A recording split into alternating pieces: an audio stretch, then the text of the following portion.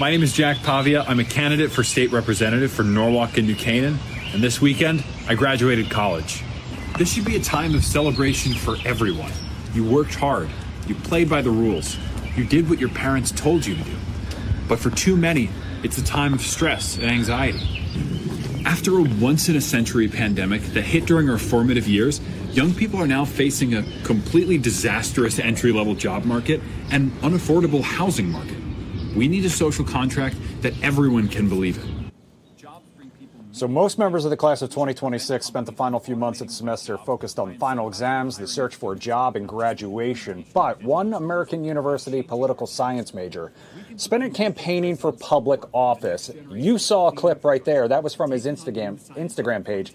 That's part of Jack Pavia's campaign pitch. The 21-year-old, like I said, traded the classroom for the campaign trail, running for a seat in the Connecticut State House representing his hometown. And he says his passion for government is a result of his time right here in the nation's capital. Now tonight, Jack joins us live on the Live Zone Primetime to talk all about his run for his state house and much more. Jack, thanks so much for joining us here in D.C. Thank you Once so much again, for welcome back having me. to D.C. I know you're up in Connecticut now, right? Yeah, that's right. But calling back into D.C., couldn't leave it for too long, right? Yeah, absolutely. Also, obviously, full disclosure, and like I told you when we reached out, former American University graduate as well. Once an Eagle, always an Eagle. So welcome Absolutely. to the alumni. Welcome to the alumni club. Pleasure to be a part of it. All right. So first and foremost, I want to talk about what inspired you to run. A lot of young people say they feel disconnected from politics. What do you think motivated you to step directly into the government instead of sitting on the sidelines? There are two main sentiments that I hear from people my age, and one of them I agree with, and then one of them I disagree with. The one that I agree with is that our politics is broken, and that it divides people, and that there are a smaller and smaller group of people at the very, very top that are getting the lion's share of wealth and the lion's share of power. But the other sentiment that I don't agree with is that therefore our government and our institutions are not worth engaging in. Do they need reform? Absolutely. But it is worth engaging in them. And the people who we disagree with are depending on us giving up, are depending on us being cynical about the way things work to such a great extent that we think it's not worth it to get involved at all. And so I looked around and I said, there are lots of things that I'd like to see in my community and my state that are not happening in terms of education, in terms of transportation, in terms of regulating AI. And so I think it's worth it to be involved. And that's exactly what I wanted to do. So can you talk to me a little bit more about what it was like actually balancing your final semester while running for office at the same time? And what kind of, I mean, I hate to use the word possessed you to kind of take that on, but what inspired, instead of just like waiting until the next time around, the next election cycle?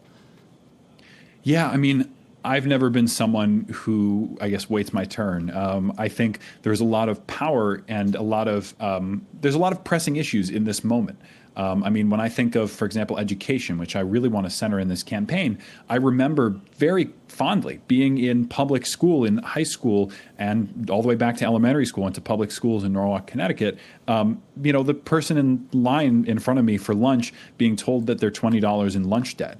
And I don't think that when I think of hungry children, or I think of a transportation system that is not diverse, or I think of AI that is advancing at such a rapid rate that it's hard to wrap our heads around, that we should be waiting another 2-4 years to have additional perspectives at the table that run the gamut of not only every background, every life experience, but every religion, every ethnicity, but every age as well. And so really it's pressing. These issues are pressing, and I want to make that voice heard, make that perspective clear.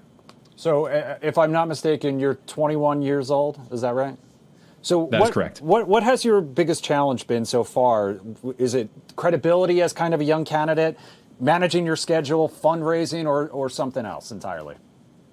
Yeah, I would say to the point of fundraising, I was lucky enough to have hit my fundraising goal to qualify for public financing. We have a great public financing system in Connecticut in just 4 days. So that was out of the way fairly quickly. I would say, I mean, I really enjoy, a lot of people think the coffees and the, talking with everybody is kind of tedious. I actually love it. I love getting everyone's different perspectives. I love connecting with different people. I mean, I would say the balancing act of school and the campaign was pretty tough. But thankfully, I got through finals, and I've got a few weeks until I start my full-time job at Norwalk Transit District working in transportation. So these few weeks are actually great because it's just all campaign, all gas, no breaks.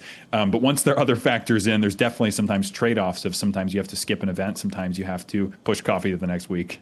So, I mentioned, AU kind of inspired this to a certain extent. Being here in the nation's capital did. How do you feel AU and being here in Washington kind of prepared you for this next step in your career? Yeah, I mean, the people there are just so passionate. I don't agree with everyone 100% of the time. No one does. But everyone really cares. Everyone looks around and says, I am more than myself as an individual, that there are larger systems in place and larger things I can do for the people around me and the communities I grew up in and the, places that I care about. And that's worth it. And I think that instilled in me a real sense of service. And, I look back at my community that I grew up in that has given me so much. People that live here are my teachers, friends, family. My grandma lives here, my parents and brothers. And I just said, I want to take that spirit of service and return it to the community I care about. Yeah, and I don't mean this in a negative way in any way, shape, or form, but not helping the reputation of the school as a bunch of wonks. I will just say that.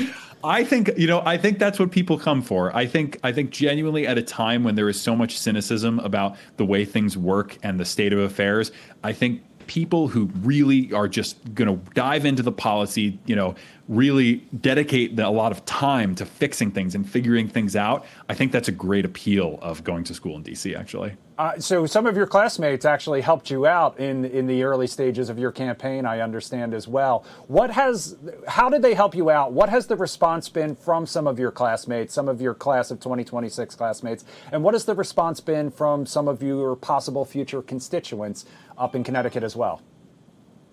Yeah, I mean, I think to the point of friends, both friends at home in Norwalk that I grew up with, and friends at school, basically just said, "How can I help out?" I'm very thankful to have a strong community of friends and family members and mentors and teachers that really care and provide me a great deal of help and support, and specialize based off of their areas of expertise, whether that be graphic design or videography or any number of professions or prospective professions in the case of some of my fellow students, and bring that to the table. I think in terms of constituents, there is this feeling of we need new ideas at the table.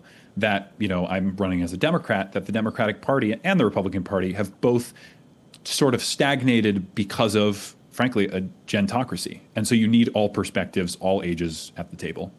So to that point, Gen Z obviously getting in the government. We're seeing more and more Gen Z candidates and staffers enter politics across the country, yourself included. Do you think this is the beginning of a larger generational shift? Yeah, and I would even say, even within Gen Z, there are a lot of unique experiences, even you go year by year. 8 years ago, I was lucky because we had a state senator, his name was Will Haskell, who ran in a neighboring state Senate district, and he provided a lot of the legitimacy to the idea of a young person running 8 years ago when he ran. But the set of issues he was running on and cared a lot about and the state of affairs has even changed since then. He was running on things like the first Trump term, stopping Trump as if, in the light of him being like an abnormality from the norm of politics instead of a real, lasting force and movement. He was, campaigning on gun laws and the tightening of gun laws. And I think those are very important issues. But now we have a whole nother set of issues as well. We have, AI transforming the way that jobs are given and an entry-level job market that's pretty dire for a lot of people. And so I think you continuously need new perspectives at the table because everyone's going to have different life experiences. I mean, the pandemic was another huge one, the kind of social fallout of what we saw since then. Speaking of social, how does social media kind of play into your campaign, and how are you able to kind of use it to your advantage? Yeah, I mean, I think I got to be a little bit of a split mind on this because on one hand, I've for some reason or another done quite well with the algorithm. It seems to like my videos. The one you showed at the beginning with my graduation cap, I think is pushing around 80,000 views, which is a little ridiculous, given the scale of the race. I'm that's more people than I'd even be representing by 4 times. But I also think that it has created a lot of isolation, and I want to make a point in this campaign of bringing people together in person, because I think it's very important, particularly since the pandemic, of people kind of socially shutting off, and I think that goes hand in hand with a lack of faith in institutions. We really do have to have people see each other in person to see the full humanity and individuality of every person. How much do you think what's happening in Washington impacts what you are running on and the message that you bring to voters and what you hope to bring to Connecticut State House? Yeah, I mean, the federal government looms large over everything that the state does in a few ways. Number one, infrastructure funding. For example, MLK Boulevard, which is a main artery through Norwalk, there was going to be federal funding in place, millions of dollars that would have transformed it to accommodate pedestrians and cyclists, in addition to the cars that it does accommodate in its current form. That federal money was clawed back. And so it's up to the state to then say, hey, where do we want to pick up the slack? EV tax credits go away. Solar tax credits go away. Renewable energy. What are we going to do? How are we going to respond? Do we have the money there? And then the other one is reacting in terms of what they do with our rights.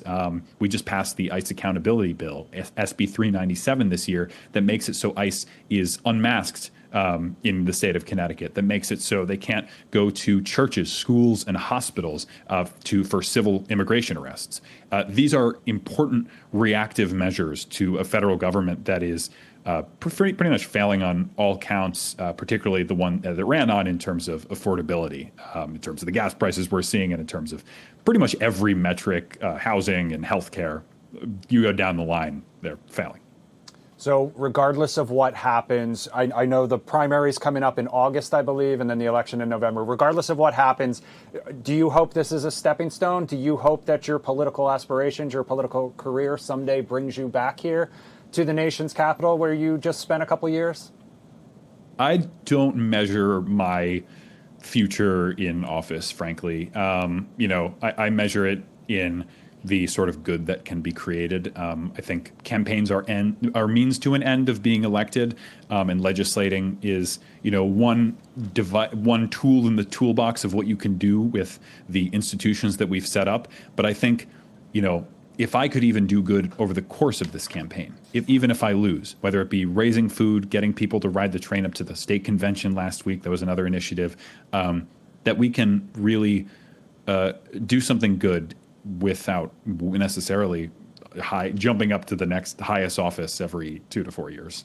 Very political answer, I will say, as well. All right, so finally, Jack, what is your message to other young people? What would you say to other young people who care about issues in their communities, but might feel like they're either too young or maybe even too inexperienced to do anything about it?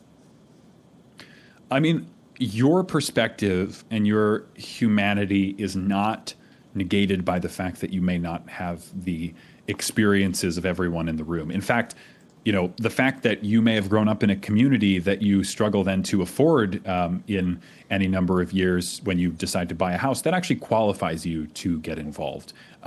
Everyone has a unique perspective, and their perspective is valid and it's important. And so even if institutions locally are set up in a way that favors people perhaps who are older, perhaps who are homeowners, perhaps who have more time on their hands, it is still critical that we show up to public meetings, get involved in our local party, and do all the above to make a positive change.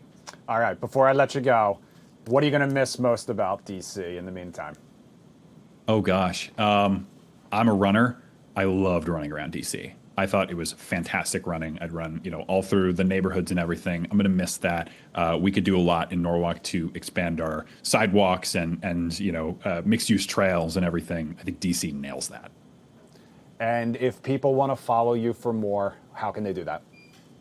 Yeah, they can go to jackforct.com, sign up for an email list. I'm also on Jack for CT across most social media platforms. On X, it's Jack for CT 142.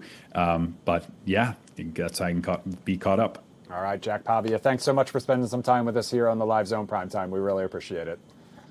Thank you. Pleasure. All right, we're going to take another quick break. We're going to leave you with a live picture